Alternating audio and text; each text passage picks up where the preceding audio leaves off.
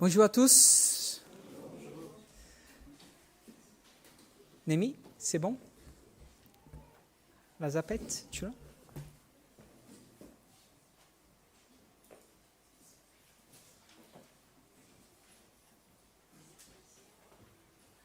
Il ne faut pas tomber. Chers frères et sœurs, ce matin, nous allons commencer à réfléchir sur quelque chose que j'avais à cœur. C'est pour nous un défi, mais pour moi, c'est un message qui est très important. Nous allons commencer aujourd'hui une séquence des 5 prédications avec les prédicateurs. On va faire une pause la semaine prochaine parce que ça sera le dimanche de la solidarité. Mais ce matin, nous allons commencer à parler un peu de nos valeurs. Alors, l'idée m'est venue parce que cette année, nous avons reçu ici à Tours le congrès de notre fédération.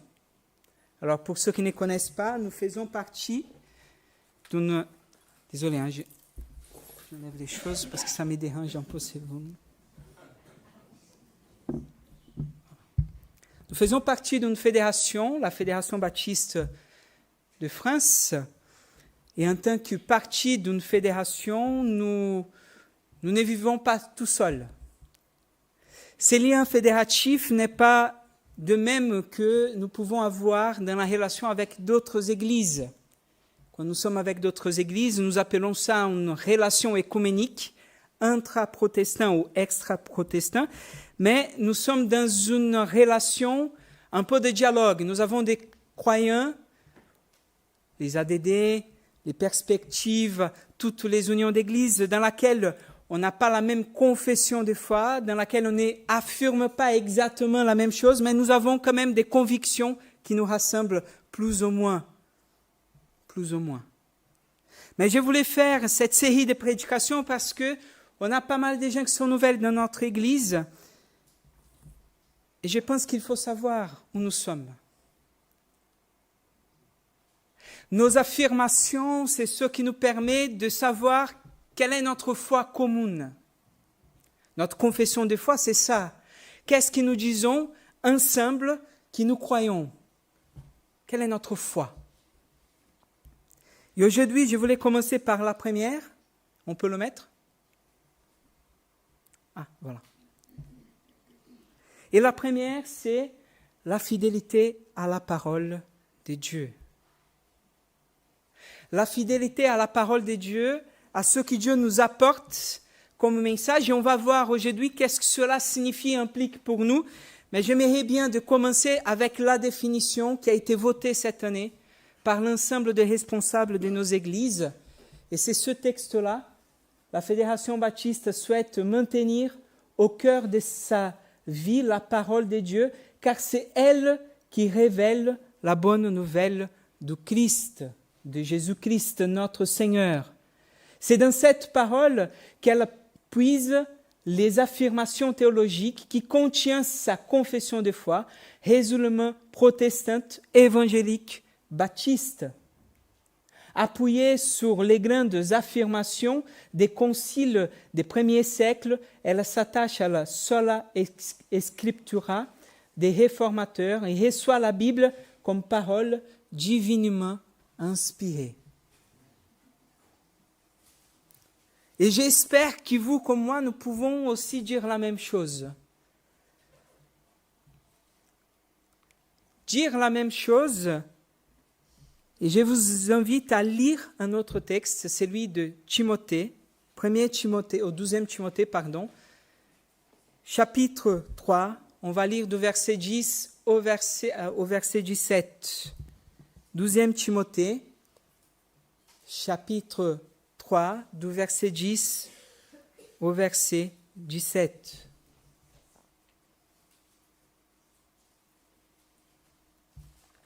Paul parle à Timothée. Quant à toi, tu m'as bien suivi dans l'enseignement, la conduite, les projets, la foi, la patience, l'amour, la persévérance, les persécutions, les souffrances que j'ai subies à Antioche, à l'Iconium et à Lystre.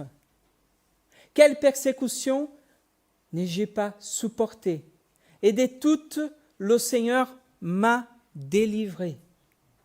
D'ailleurs, tous ceux qui veulent vivre pieusement en Jésus-Christ seront persécutés, mais les mauvais et les imposteurs progresseront toujours plus dans le mal, égarant les autres et s'égarant eux-mêmes. Quant à toi, demeure en ce que tu as appris, en ce dont tu as acquis ta conviction. Tu sais de qui tu l'as appris. Depuis ta plus tendre enfance, tu connais les écrits sacrés. Ils peuvent te donner la sagesse en vue du salut par la foi qui est en Jésus-Christ. Toute écriture est inspirée de Dieu et utile pour enseigner, pour réfuter, pour redresser, pour éduquer dans la justice afin que l'homme de Dieu soit à l'auteur parfaitement équipé pour toute œuvre bonne. Amen. Je vous invite à prier. Seigneur notre Père céleste, nous voulons te remercier pour ta parole qui nous unit, qui nous transforme, qui nous exhorte, qui nous mène à ta volonté. Et nous prions, Seigneur, que cette parole trouve place dans notre cœur ce matin. Nous te prions au nom de Christ. Amen. Amen. Mon défi ce matin, c'est d'être théologique, mais pas trop. Parce que je ne veux pas que les enfants s'ennuient ce matin. S'ennuient? Se noient?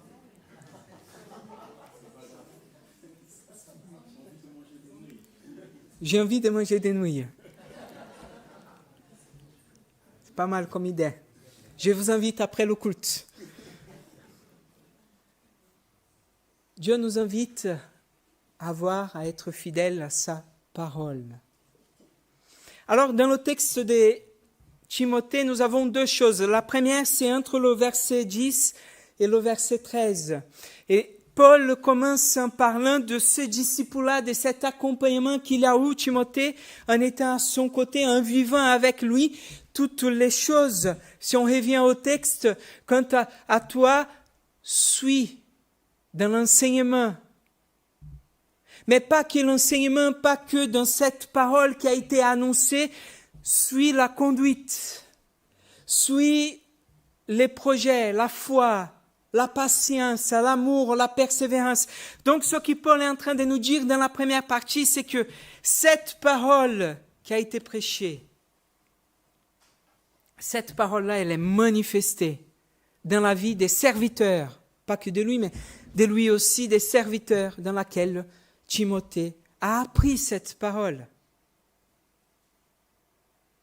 Donc, la parole, nous comprenons que les textes bibliques, ils sont inspirés par Dieu, mais ils manifestent en lui quelque chose qui va au-delà du texte biblique et qui renouvelle dans notre vie, dans ma vie, dans votre vie aujourd'hui, ce matin,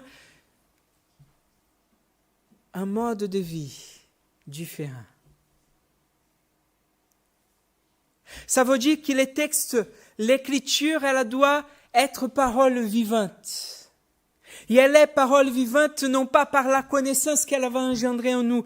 D'ailleurs, je connais pas mal de gens qui connaissent mieux que plusieurs d'entre nous d'ailleurs, et qui ne sont pas chrétiens et qui n'ont pas la foi en Dieu. Mais qui dans des débats vont savoir même défendre nos positions mieux que nous-mêmes, parce qu'ils connaissent. Donc ce n'est pas la connaissance en soi, mais c'est la manifestation que cette parole va avoir dans ma vie et dans votre vie. Et je dirais que cette affirmation que nous faisons, cette valeur que notre fédération veut avoir en tant qu'Église, elle est aussi le désir de rester fidèle à la manifestation de cette parole et de ce qu'elle va faire dans ma vie, dans votre vie. Reconnaître l'Écriture comme inspirée par Dieu, c'est reconnaître que dans ces paroles qui sont là pour nous, il y a une autorité qui vient du Seigneur, qui a été donnée au Seigneur à ceux et celles qui ont écrit ces paroles, aux prophètes et aux apôtres qui ont entendu le message du Christ. pour nous transmettre aujourd'hui quelque chose qui est vrai.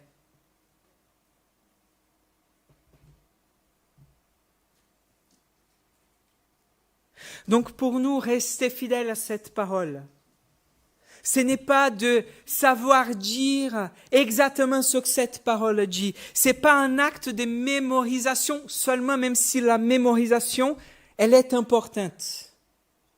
Déjà pour prévenir l'Alzheimer, mais ce n'est pas le seul motif. J'ai dit aux frères et sœurs, dans les soirées qu'on fait sur l'évangélisation, mémoriser des versets bibliques. Parce que quand tu es en train de parler, l'Esprit t'amène à ta bouche ce que toi tu as dans ton cœur. Quand j'étais à la formation pastorale, écoute bien Francis, écoute bien José, j'avais un professeur qui disait « Il faut que vous sachiez les textes. » Parce que quand vous êtes devant une famille, vous n'aurez pas ton portable avec Google. « Attends mon frère, quel texte je pourrais mentionner ici ?» Connais bien votre Bible. Connais bien les Écritures. Connais bien ce qui pour nous est la parole vivante du Seigneur. Être fidèle à la parole, alors, vient aussi de la connaître, mais surtout dans la forme dans laquelle nous allons manifester cette parole, dans laquelle cette parole va se faire vivante dans notre vie. Deuxième chose que je veux dire ce matin, c'est la deuxième partie de notre texte du verset 14 au verset 17. Parce qu'il commence le verset en nous disant « Demeure en ce qui tu as appris. Demeure fidèle dans les convictions qui t'ont été transmises, dans laquelle tu as acquis. »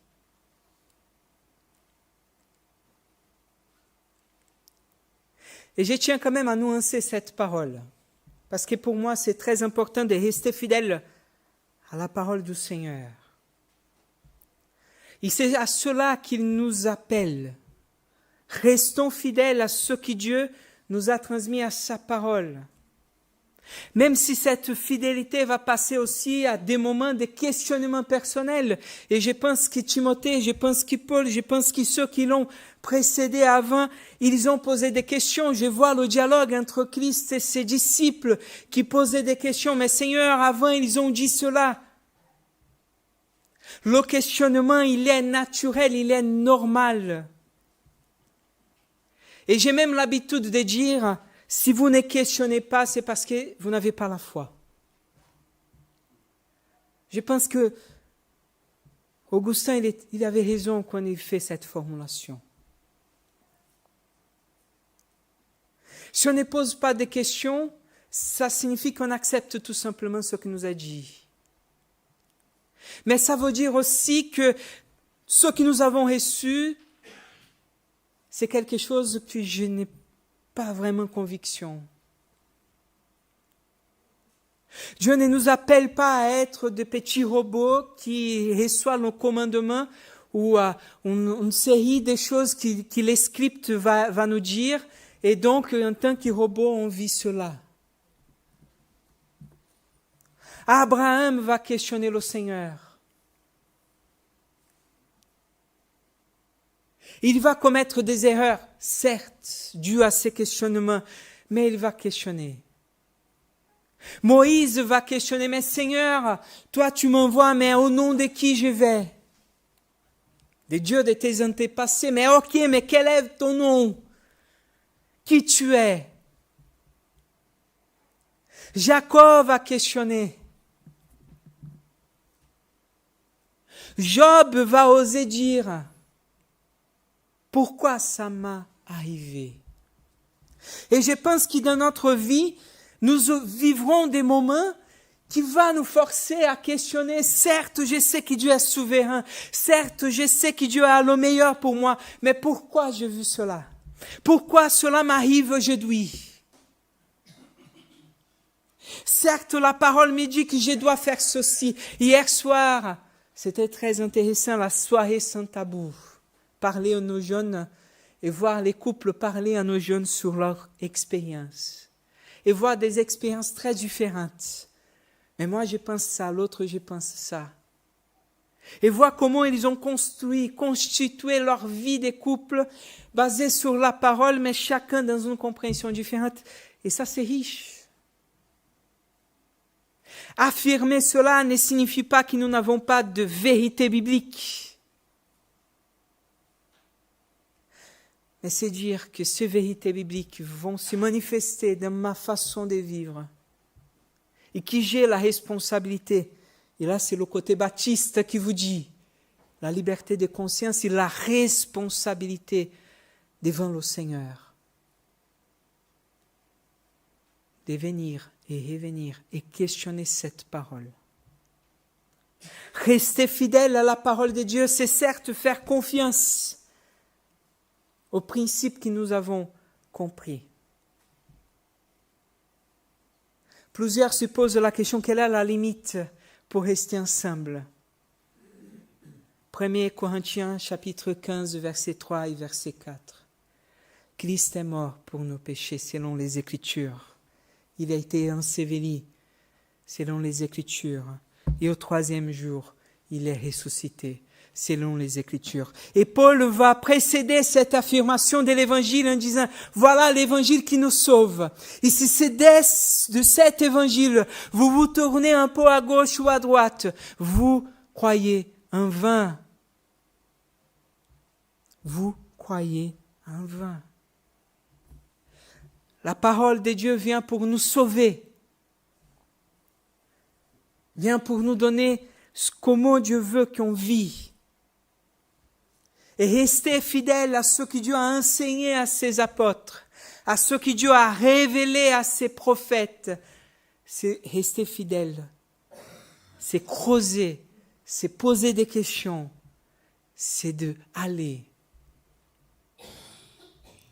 J'ai dit à mes frères et sœurs ici de cette communauté, ne restez pas seulement avec ceux que vous entendez ici, mais prenez ce que je vous dis, allez dans la parole, creusez, revenez vers moi si vous avez des doutes ou si vous pensez que je ne suis pas dans la vérité. Mais creusez, cherchez.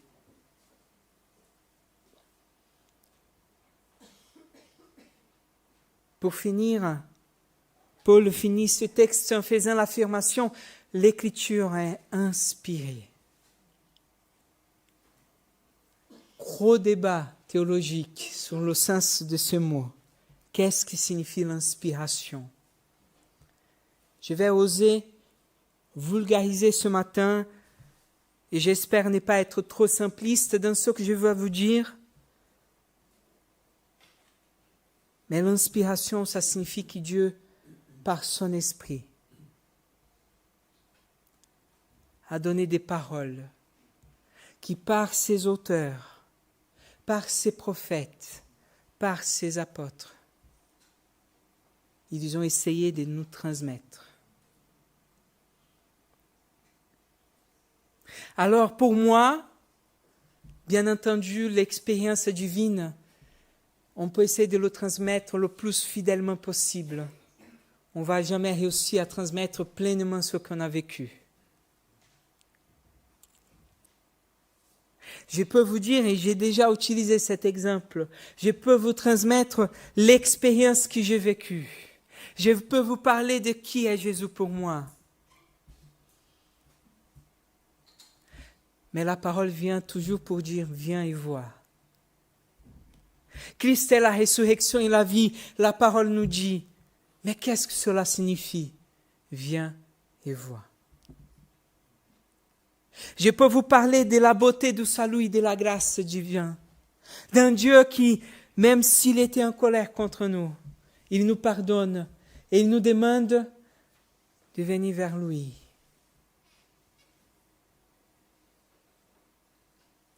La question, elle est toujours la même. Viens et vois. Viens et vois parce que l'expérience que l'Écriture nous transmet ne peut pas être vécue. C'est l'expérience profonde avec le Seigneur. Si le Saint-Esprit ne manifeste pas dans notre vie la parole que nous lisons.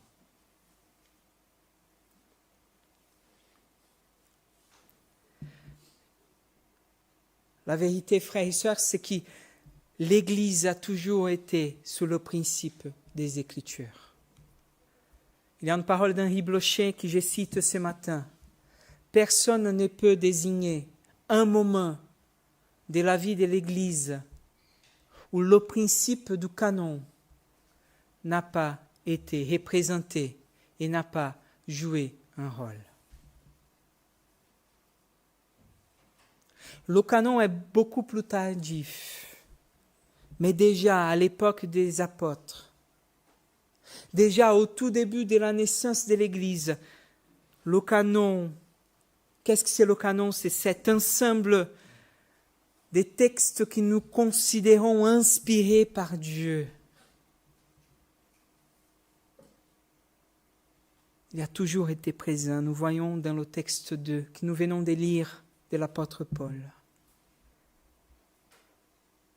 Dieu nous invite à être ce qui dans certains pays persécutés, les chrétiens sont reconnus, le peuple du livre. Le peuple du livre. J'ai fini avec le texte d'Éphésiens chapitre 4, dans laquelle l'apôtre Paul va nous rappeler qu'est-ce que c'est l'Église. Et l'Église, elle est fondée sur la pierre fondamentale, la pierre angulaire qui est le Christ. Mais elle trouve en soi le fondement dans les apôtres et les prophètes. Et après, il vient nous, les saints, les pierres de cette édification qui est l'Église.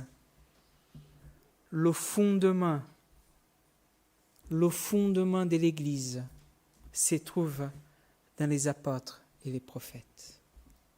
Et je crois, en lisant ces textes à plusieurs fois, je crois profondément que ce qu'il est en train de nous parler, c'est que ce que nous recevons comme fondement, c'est ce qu'il a révélé aux apôtres et aux prophètes.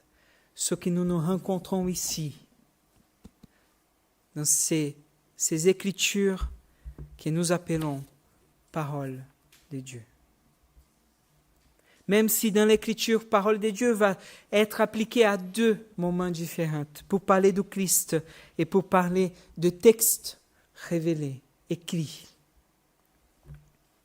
Paul ici nous parle des Écritures, de ce qui a été inspiré. Être fidèle, c'est faire confiance. Faire confiance à ces Écritures. Faire confiance à ce que Dieu a révélé à ces hommes et femmes. Et chercher, dans la complexité de notre vie, dans la complexité des choses que nous allons vivre, à l'appliquer. À que notre vie soit transformée. Nous pouvons parfois être accusés d'être biblicistes par les libéraux. De façon péjorative, ce mot signifie les personnes qui sont tenues littéralement au texte. Certes, je ne suis pas littéraliste, moi, dans mon interprétation, mais je suis littéral, parce que pour moi, c'est le texte qui nous révèle la volonté de Dieu. Voilà la première valeur pour nous en tant qu'Église baptiste. Nous devons être fidèles. Et s'il y a quelque chose dans ma vie qui ne va pas, selon ces Écritures, elle est bonne pour me conseiller. Et s'il y a quelque chose qui ne va pas dans ma vie, alors que deux frères et sœurs viennent, regarde la parole. Regarde ce que Dieu m'a dit, ce que Dieu nous dit. Parce que frères et sœurs, si vous n'arrivez pas à être confronté à cette parole, ou s'il y a un moment où cette parole, ah oui, mais toi tu dis ça, mais moi je crois comme ça. Oui, la parole dit ça, mais moi, tu sais mon frère, moi je pense de cette façon.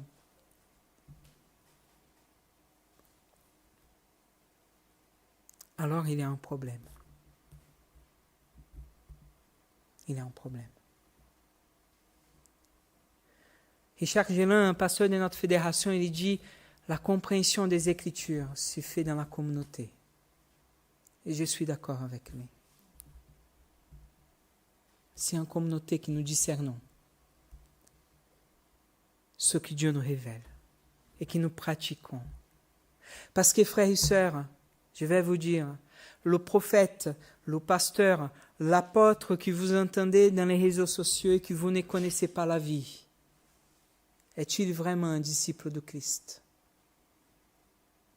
Vivre en communauté, la fidélité de la parole, c'est pouvoir nous regarder mutuellement dans ce que nous vivons, dans ce que nous sommes, pour voir si cette parole, elle est pour moi et pour toi une vérité. Parce que ce qui rend cette parole vraie dans notre vie, c'est comment nous la vivons tous les jours. J'ai fini avec cette question. Et là, j'ai fini vraiment. Ça fait une demi-heure que j'ai dit que j'ai fini.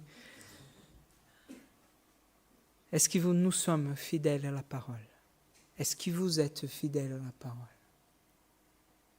Ce n'est pas répondre, mais que ces questionnements puissent faire partie de notre semaine. Non pas comment ça va, comme nous avons entendu ce matin, comme un bonjour, mais qu'on puisse vraiment nous questionner. Est-ce que toute ma vie, dans tout ce que je suis, est-ce que cette parole est lumière dans mon chemin? Ou est-ce que je l'utilise un peu comme un côté magique? Dieu va me parler ce matin. Ah là, je ne vais pas lire, désolé. Ce n'était pas le bon texte. Je vous sauve. Ce n'est pas magique. Mais c'est en lisant, en comprenant et en essayant de mettre ça en pratique que nous sommes fidèles. Prions ensemble. Seigneur, le psaume 119 nous dit que ta parole est lumière de notre chemin, est lampe pour celui qui tâtonne, qui ne sait pas où il va, qui se trouve dans les ténèbres. Ce que tu nous as donné nous permet de trouver le chemin. Ta parole révèle l'amour de Dieu, ta grâce. Ta parole révèle la justice de Dieu. Ta parole révèle la volonté que tu as pour nous. Et nous donne les lignes, les principes dans lesquels tu veux qu'on vit et qu'on fonde notre vie. Aide-nous, Seigneur, à la comprendre. Aide-nous à la questionner. Aide-nous à aller plus loin. Nous te prions, Père, au nom de Jésus-Christ. Amen.